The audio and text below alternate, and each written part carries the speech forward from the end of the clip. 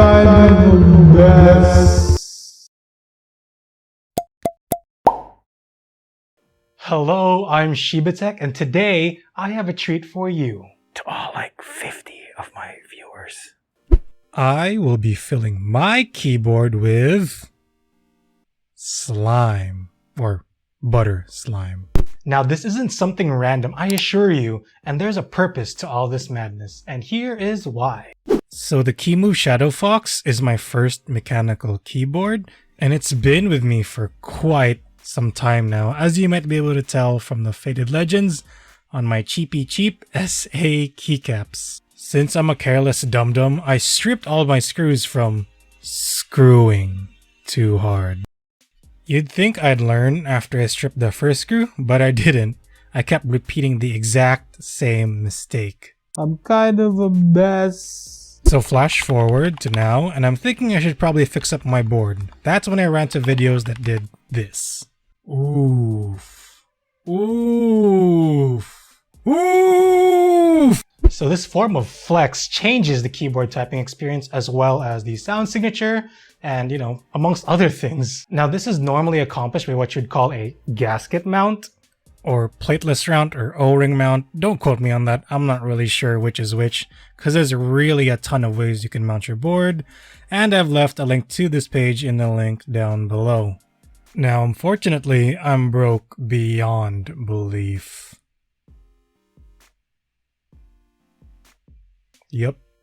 So it got me thinking, what could be a cheaper, more cost-effective way of achieving this typing experience? I thought at first, maybe rubber bands can get the job done? Maybe some rubber... Maybe the receipts from the keyboard purchases that I've made in just the last week? Then, it occurred to me when I saw this video that maybe I needed a more unorthodox solution. Slime. It was perfect. It's bouncy, flexible, slimy, flexi-bouncy slimy, and most importantly, inexpensive. Now, I'd just like to say that there are slimes out there that are more resistant to heat or do better around electrical components. However, I have no knowledge at all about the slime I'm using now, other than it's from the discount portion at Toys R Us. Now, if you want to try this at home, please don't, unless you're a slime expert or something like that, which is pretty weird.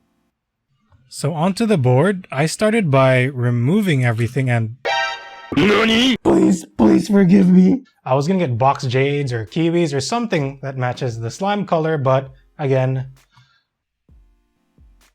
So, moving on, I removed the plate and PCB, exposing the EVA foam I used for dampening and the battery. So the battery is for the Bluetooth function of the board, but I don't know what the slime could do to it, so I will most definitely be removing this because I would be unalive. So after everything was removed, I took note of the ridges on the board to where the plate, the PCB, might rest, so that I know exactly how much to fill the case with slime. So I finally made it to the point of no return and decided to clip off the screw stands, or the screw standoffs, whatever they're called.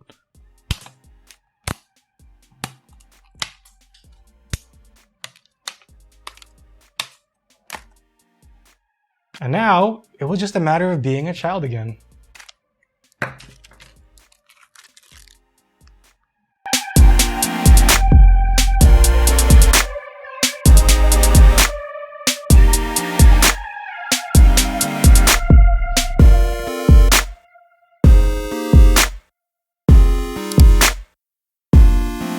As you might be able to tell, it's not actually your generic slimy consistency, it's literally buttery slimy.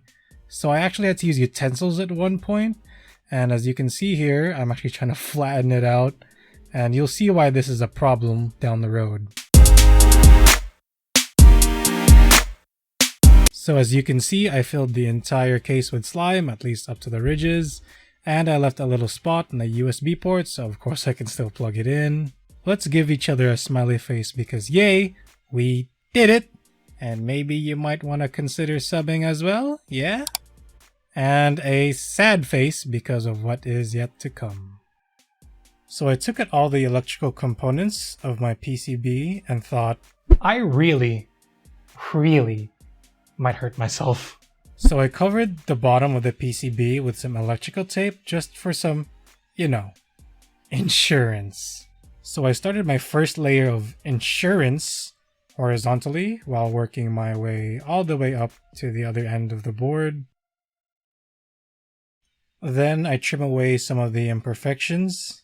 Then I add a second layer of insurance, going vertically this time from one side of the board to the other. And voila, my chances of death have just been knocked down a notch or two. This is actually a real-life mod called the tape mod, or I guess from the person that I found out from, named Tempest. His video is linked down below. And let me know also if I have it wrong, if someone else found it out first. But as far as I know, it's called the tape mod or the Tempest mod. Again, his video is down below, and if you want a video regarding the tape mod in the future and how it sounds before and after, then let me know. Now that it was all set, I would place everything back in place. However, this is where things took a turn for the worst.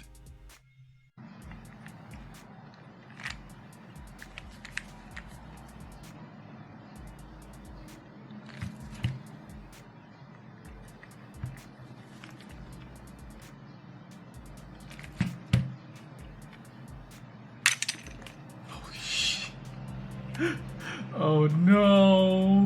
Yup, I filled the case way too much. The slime was definitely not as malleable as I thought it was.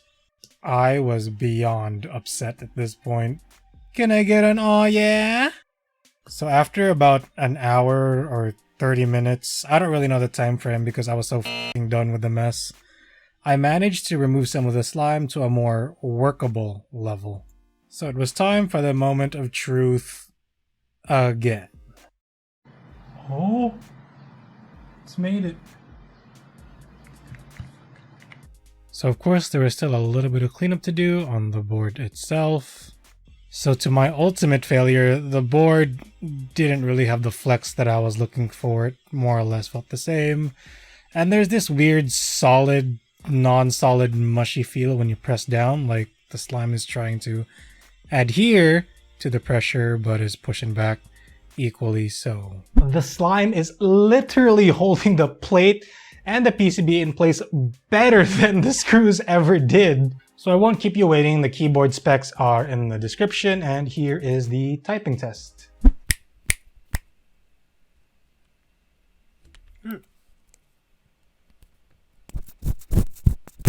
Oh my god. Okay, let's not do that.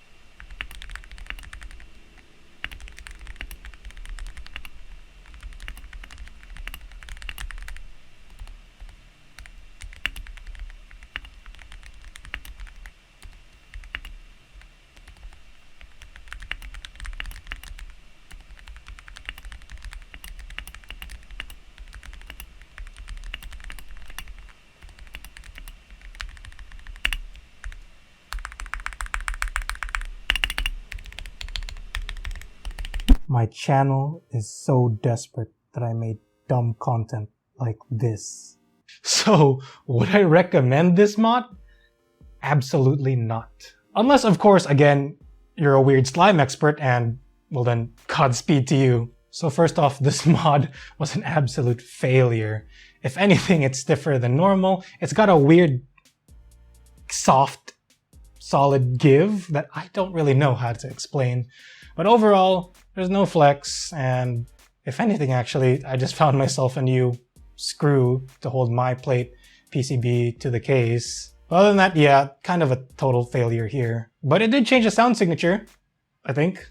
The slime was also ridiculously hard to manage, and going into the video, I thought it would just be, you know, slime, put it in, or, you know, it shapes to the keyboard, whatever. No, I got butter slime from the discount bin, and I honestly didn't know how to do.